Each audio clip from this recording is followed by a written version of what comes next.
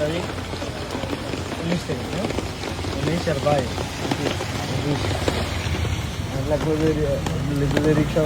বৃষ্টির মধ্যে যে শুটিং করতেছো কেমন লাগতেছে?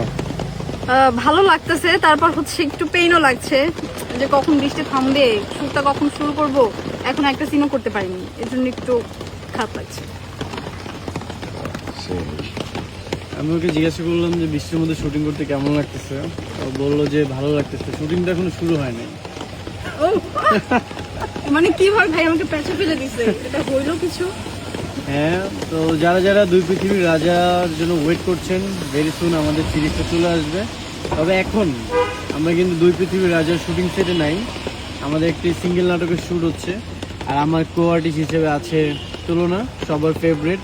এখন তো অনেক অনেক সুন্দর কাজ করছে, অনেক ভালো অভিনয় করছে, আমার তো খুব ভালো লাগছে। ইনশাআল্লাহ ভাইয়ের সাথে খুব সুন্দর গল্পের একটা কাজ আসতে যাচ্ছে, আশা করি সবার তবে আজকে আমরা শুটিংটা শুরু করলাম, খুব সুন্দর একটা ওয়েদার ছিল, বাট এভাবে বৃষ্টি চলে আসবে আর শুটিংটা প্যাক আপ হয়ে যাবে জানা ছিল না। তবে শুরু হওয়ার আগেই প্যাক আপ হয়ে যাচ্ছে।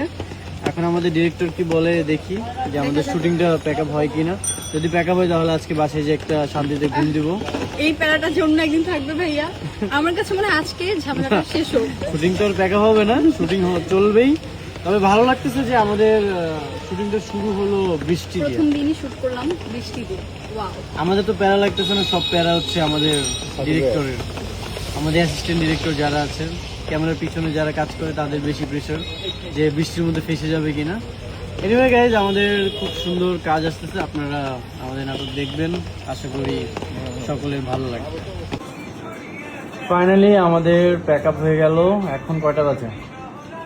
আমাদের না, তোমার প্যাকআপ হয়ে গিয়েছে ভাইয়া, এখন অলমোস্ট এটা না, এটা দেখো এখন হচ্ছে 1:35 বাজে, এই যে দেখাচ্ছি। ফাইনালি আমাদের প্যাক আপ হয়ে গেছে, বাট এখনো তুলনার প্যাক আপ হয় নাই। আজকে অনেক মজার মজার ঘটনা ঘটেছে। আমরা যখন সকালে শুটিং এর জন্য বের হই, বৃষ্টি হয়, আবার ওই একই সিন করার জন্য যখন আবার একই লোকেশনে যাই তখন আবার বৃষ্টি। এই রোদ এই বৃষ্টিতে আমাদের 2 ঘন্টা কারেন্ট ছিল না। হ্যাঁ, আবার হচ্ছে মাঝখানে আমাদের শুটিং হাউসে কারেন্ট ছিল না, মানে পুরো উত্তরাতেই কারেন্ট ছিল না। এখন বর্তমানে বিদ্যুৎ যে পরিমাণ সংকট দেখা দিয়েছে, কিছুদিন পরে আমরা বাংলাদেশে থাকতে পারবো কিনা এটাও ভয় লাগতেছে। এটাই মনে হচ্ছে। তাহলে তুমি কি আমেরিকা চলে যাচ্ছ? হ্যাঁ, কি আর করবো, এদেশে আর থাকবো না ভাইয়া। আচ্ছা, তাহলে তুলনা হচ্ছে আমেরিকা চলে যাচ্ছে, আমি আপাতত উত্তরাতেই থাকি। তো আমার শুটিং মাত্র প্যাক আপ হয়ে গেল, 1:35 বাজে। আর তুলনার যে কখন প্যাক আপ হবে কে জানে। আমার আবার সকাল 6টার দিকে কল টাইম, কিভাবে যে উঠবো কে জানে। ওয়াও, আমার তো শুট নেই। আমরা অধম রাতে 3:30 বাজে বাসায় ঢুকতে কারণ আমার যে কোয়ার্টারটা আছে ওনার এখানে তারাই শুধু রাত 3:30টার দিকে বাসায় যায়, আমরা গাইজ দেখালাম কত ভালো।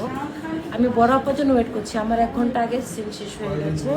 জাস্ট আপাকে নিয়ে যাবো বলে আমি আপার জন্য ওয়েট করছি। আমাদের সবাই দোয়া করবেন যাতে আমি আপাকে আজীবন সেবা দিয়ে যেতে পারি। এই যে আমাদের মেকআপ আর্টিস্টের যে অবস্থা, ও বসে বসে ঘুমায়, সবার মানে ফেসের অবস্থা খুবই বাজে অবস্থা, ভূতের মতো হয়ে গেছে।